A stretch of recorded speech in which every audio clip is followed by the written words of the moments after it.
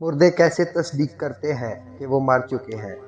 بسم اللہ الرحمن الرحیم۔ شروع اللہ کے نام سے جو بڑا مہربان اور نہایت رحم کرنے والا ہے۔ شروع میں مردہ شخص کو یہ احساس نہیں ہوتا کہ وہ مر گیا ہے۔ وہ خود کو موت کا خواب دیکھتا ہوا محسوس کرتا ہے۔ وہ خود کو روتا، نہاتا، گرہ لگاتا اور قبر پر اترتا ہوا دیکھتا ہے۔ وہ ہمیشہ خواب دیکھنے کا تاثر رکھتا ہے۔ جب وہ زمین پر ڈھیر ہو جاتا ہے پھر وہ چیختا ہے، لیکن کوئی اس کی چیخ نہیں سنتا۔ جب ہر کوئی منتشر ہو جاتا ہے اور زمین کے اندر تنہا رہ جاتا ہے، اللہ اس کی روح کو بحال کرتا ہے۔ وہ آنکھیں کھولتا ہے اور اپنے برے خواب سے جاگتا ہے۔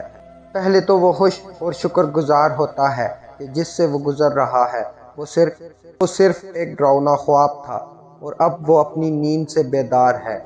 پھر وہ اپنے جسم کو چھونے لگتا ہے، کپڑے میں لپٹا ہوا ہے، خود سے حیرت سے سوال کرتا ہے، میری قمیض کہاں ہے؟ میں کہاں ہوں؟ یہ جگہ کہاں ہے؟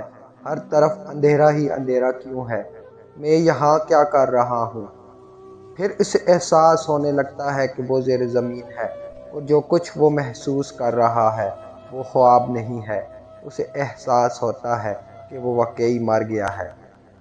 وہ ہر ممکن حد تک زور سے چیختا ہے، پکارتا ہے۔ اس کے رشتہ دار جو اس کے مطابق اسے بچا سکتے تھے اسے کوئی جواب نہیں دیتا۔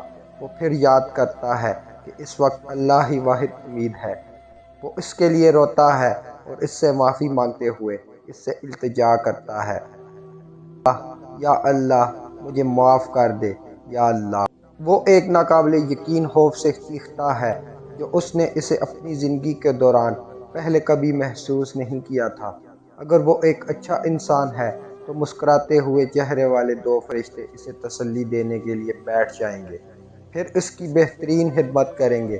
اگر وہ برا شخص ہے تو دو فرشتے اس کے خوف کو بڑھا دیں گے اور اس کے بدصورت کاموں کے مطابق اسے اذیت دیں گے۔ اے اللہ، میرے اور میرے ماں باپ، بیوی بچوں اور میرے خاندان اور دوستوں کے گناہ معاف فرما اور ہمیں ایمان پر موت نصیب فرما۔ آمین۔